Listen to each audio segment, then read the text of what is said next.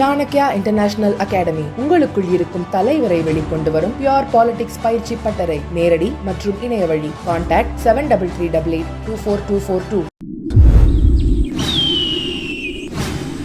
வாழா உங்கள் வாழ்வை வாழ. Cheers. Senior Living by Casa Grande. Life begins at 50. என்னப்பா? ஆமா, புதுக்கோட்டை ஏன் விழா கோலமாக இருக்குன்னா, ஜார்ஜ் கோட்டையை பிடிக்க போகிறோம், அதனால் புதுக்கோட்டை விழா காலமாக இருக்கிறது. பல கோட்டைகளை பிடித்து சாதனை படைத்த அமித்ஷா அவர்கள் வருகிறார்கள். அதனால் இன்று திருச்சி மலைக்கோட்டையை தரிசித்துவிட்டு புதுக்கோட்டைக்கு செல்கிறோம். புதுக்கோட்டையில் ஜார்ஜ் கோட்டையை பிடிப்பதற்கான வியூகத்தை வகுக்கப் போகிறோம். அதனால் நிச்சயமாக ஒரு வெற்றி கிடைக்கும். அது மட்டும் இல்லை, இங்கு தொண்டர்களின் கடுமையான உழைப்பினால் ஒரு பிரம்மாண்டமான பொதுக்கூட்டம் ஏற்பாடு செய்யப்பட்டிருக்கிறது. அதிலும் கலந்து கொள்கிறோம். ஏன்னா தொடர்ந்து தமிழக அரசு மக்களை ஏமாற்றி வருகிறது. உச்சபட்ச ஏமாற்றம் என்பது ஒரு தேர்தல் ஸ்டண்ட் என்பது நேற்று இவர்கள் அறிவித்திருக்கின்ற டாப்ஸ். ஒரு பெயர் மாற்றி ஒரு அது புதிய ஓய்வூதிய திட்டமா, பழைய ஓய்வூதிய திட்டமா, பழைய புதிய ஓய்வூதிய திட்டமா, அல்லது புதிய பழைய ஓய்வூதிய திட்டமா அப்படின்ற ஒரு குழப்பத்தில் இருக்கின்ற ஒரு ஓய்வூதிய திட்டத்தை அறிவித்திருக்கிறார்கள். எப்பொழுதுமே ஊழியர்களுக்கு ஓய்வூதியம் கிடைப்பதில் நம்ம என்றைக்குமே மாற்று கருத்து கொண்டவர்கள் அல்ல. ஆனால் அவர்களை ஏமாற்றாமல் ஒழுங்கான ஓய்வூதியம் கொடுக்கப்பட்டிருக்கிறதா என்பது தான் இதில் மிகப்பெரிய கேள்விக்குறி. மகாத்மா காந்தி பெயரை மாற்றிட்டு மரியாதைக்குரிய பாரத பிரதமர் அதை விரிவுபடுத்தினார்கள். இவர்கள் பெயரை மாற்றிட்டு அதை சுருக்கிவிட்டு ஏற்கனவே அவர்களிடமிருந்து பணத்தை பெற்று அப்புறம் அவங்களுக்கே கொடுக்குற மாதிரி ஒரு தோற்றத்தை ஏற்படுத்தி, அதுக்கு எல்லாரும் ஸ்வீட்டு கொடுக்குற மாதிரி பெரிய கொண்டாட்டம் நடத்துவதை போல ஒரு தோற்றத்தை ஏற்படுத்தி கொண்டிருக்கிறார்களே தவிர, இன்றைக்கே சில தொழிற்சங்கத்தை சார்ந்தவர்கள் இது புதிய ஓய்வு திட்டத்தின் ஒரு மறு உருவுதானே தவிர உண்மையான பழைய ஓய்வூதிய திட்டம் இல்லை என்று சொல்லியிருக்கிறார்கள். அதனால் இது ஒரு புதிய மொந்தையில் பழைய கல், இல்லைன்னா பழைய மொந்தையில் புதிய கல் என்று தான் எடுத்துக்கொள்ள வேண்டும். இப்போதைக்கு மத்திய அரசிலிருந்து எந்தவித நிதியும் வழங்கப்படலை அப்படிங்கிற மாதிரி தமிழக அரசு சார்பாக சொல்லிட்டு இருக்காங்க. அந்த நிதி பற்றாக்குறையால் தமிழக அரசு தடுமாறுது அப்படிங்கிற மாதிரி சொல்றாங்க. இல்லை, நிதி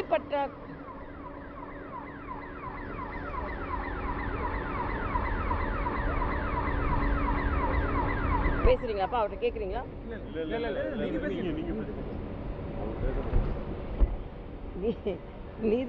நிதி பற்றாக்குறையில் தமிழகம் தள்ளாடுகிறது நிச்சயமாக. அதனால்தான் 9.5 லட்சம் கோடி கடனை வாங்கி இருக்கிறார்கள். ஒருவர் தலையில் 1,27,000 கோடி கடனை சுமத்தி இருக்கிறார்கள். ஆனால் சிதம்பரம் போன்றவர்கள் கடன் வாங்குறது பிரச்சனையே இல்லை அப்படின்னு சொல்லி கொண்டு இருக்கிறார்கள். தமிழக அரசை பொறுத்த மட்டில் மத்திய அரசோடு இணக்கமாக இருந்தால், இன்னைக்கு முதலமைச்சர் சொல்றார், போதையை கட்டுப்படுத்துவதற்கு மத்திய மாநில அரசுகள் இணக்கமாக செயல்பட வேண்டும் என்று. ஆட்சியை நடத்துவதற்கும் மத்திய மாநில அரசுகள் இணக்கமாக தான் செயல்பட வேண்டும். அந்த இணக்கம் இல்லாமல் நீங்கள் இருந்து கொண்டிருப்பது தான். அதனால எல்லாம் நாங்கள் செய்கிறோம், அதுவும் மக்கள் வரி பணம் தான். இன்னைக்கு கூட ஒரு துறைக்கு கொடுக்கும் பொழுது அது இன்னொரு மக்களுக்கு அது சுமையாக தான் போகும். ஆனால் என்றைக்குமே ஊழியர்களுக்கு கொடுப்பது. நான் கேட்குறேன், சுகாதார துப்புரவு தொழிலாளர்கள் என்ன பாவம் செஞ்சாங்க?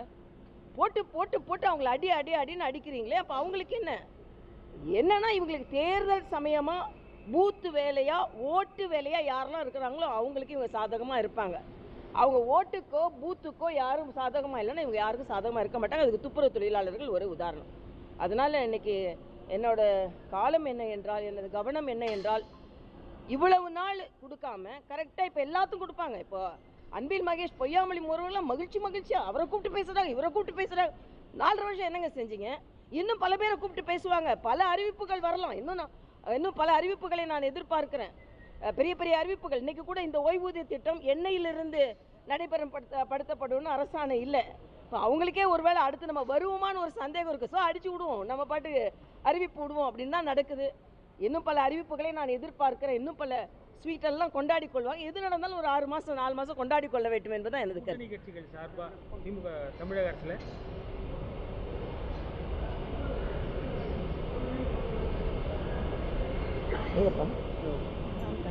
சொல்லுங்க. தமிழக அரசின் கூட்டணி கட்சிகள் சார்பாக மது ஒழிப்பு மாநாடு, பேரணி, பொதுக்கூட்டம் இந்த மாதிரி நடத்துகிறாங்க. ஆனால் கூட்டணியில் இருக்கிறாங்க.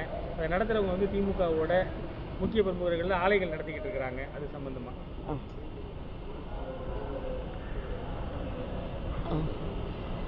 என்ன பஸ் கேட்டீங்க? தமிழக அரசில் கூட்டணியில் இருக்கிறவங்க வந்து கூட்டணி கட்சி தலைவர்கள் வந்து நடைப்பயணம், பொதுக்கூட்டம், ஆர்ப்பாட்டம் இப்படிலாம் நடத்துகிறாங்க மது ஒழிப்புக்கு எதிராக. ஆனால் அந்த ஆலைகள் நடத்துவது வந்து திமுகவில் இருக்கிறவங்க முக்கிய பிரமுகர்கள் தான் நடத்துகிறாங்க. இதுக்கு எதிர்ப்பு தெரிவித்து எந்த விதமான நடவடிக்கை இது வரைக்கும் எடுக்கப்படல. கூட்டணி கட்சிகளுக்கு தான் எதிர்ப்பு. நான் அண்ணன் வைகோட்டே ஒரு கேள்வி கேட்குறேன். இன்னைக்கு நடைபயணம் போறீங்க, எதுக்கு எதிராக நடைபயணம் போறீங்க? நான் ஏற்கனவே சொன்னேன், நீங்கள் அறிவாலயத்தை நோக்கி தான் நடைபயணம் போகணுன்னு. அறிவாலயத்துக்கு நோக்கி நடைபயணம் போகிற உங்களுக்கு சார்ந்தவர்கள், திமுகவை சார்ந்தவர்கள் அந்த சாராய ஆலையை நோக்கி தான் நடைபயணம் போகணும். ஆக நீங்கள் சாராய ஆலையை மூட மாட்டீங்க, டாஸ்மாகில் குறைக்க மாட்டீங்க, போதையை தடுக்க மாட்டீங்க. ஆனால் அண்ணன் வைகோவின் நடைபயணத்தை இதே திருச்சியிலிருந்து தொடங்கி வைத்து விட்டு முதலமைச்சர் போய் இறங்குறாரு. அந்த நேரத்தில் கஞ்சா பிடிப்படுவது, போதை பிடிப்படுது. ஆக இது எதையும் நான் செய்ய மாட்டேன், பேரளவில் நான் செஞ்சு கொண்டே இருப்பேன்.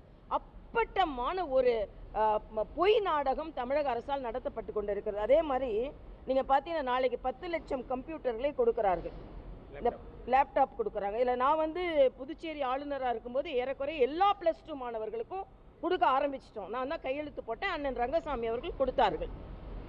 எல்லா மாணவர்களும் பலன் பெற்றார்கள். அதே மாதிரி இங்கே மரியாதைக்குரிய முதலமைச்சர் அவர்கள் 10 லட்சம் லேப்டாப்புகளை நாளைக்கு அறிவித்திருக்கிறார்கள்.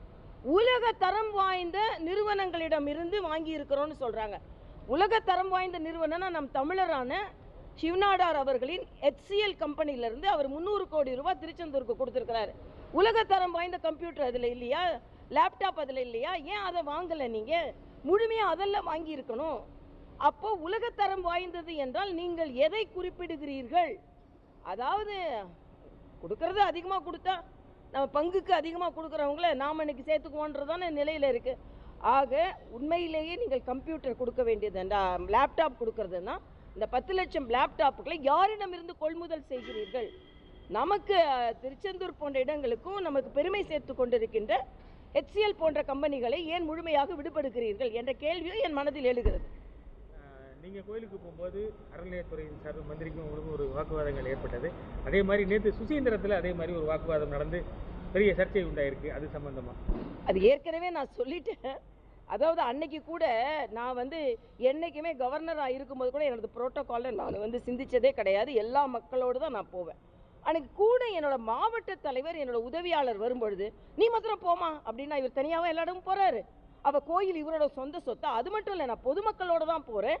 என்றைக்குமே நீ என் கூட கோயிலுக்கு வர பொதுமக்களை பாருங்கள், என்றைக்குமே நான் அவங்களுக்கு வந்து இடையூறாக இருந்ததே கிடையாது. அவங்களோட தான் போவேன்.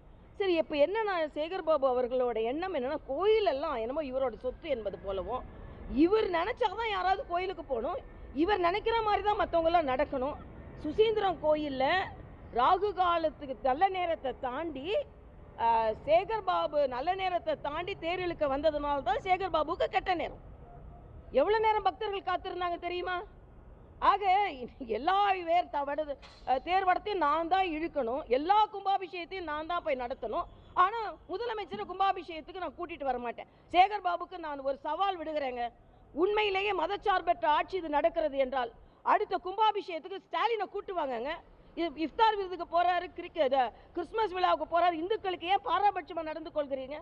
உண்மையிலேயே மதச்சார்பு உள்ளவர்களாக நடந்து கொள்கிறார்கள் என்றால் அது இந்த திமுக ஆட்சி தாங்க. சும்மா மதச்சார்பற்ற கூட்டணி என்று பெயரை வைப்பதற்கு உங்களுக்கு எந்த தார்மீக உரிமையும் இல்லை. நான் சொல்கிறேன், தேர்தல் அறிக்கையை தயார் செய்ய மக்கள் கருத்து தெரிவிக்கலாம் அப்படின்னு திமுக சார்பில் டோல் ஃப்ரீ நம்பரு வலைதளமாக தெரிவிக்கிறாங்க.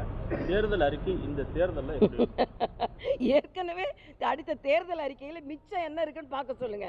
ஏற்கனவே உள்ள தேர்தல் அறிக்கையில் பாதி நிறைவேற்றலை, அப்புறம் திருப்பி ஒரு தேர்தல் அறிக்கையை தயாரித்து பாதி நிறைவேற்ற மாட்டாங்க. ஒரு ஏமாற்று தேர்தல் அறிக்கை இதெல்லாம் கொடுக்குறேன்னு சொல்லி ஓட்டை வாங்குவாங்க, பின்ன கொடுக்க மாட்டாங்க. போன வாட்டி கொடுக்க சொன்ன 100 ரூபாய் மானியம் என்னாச்சு?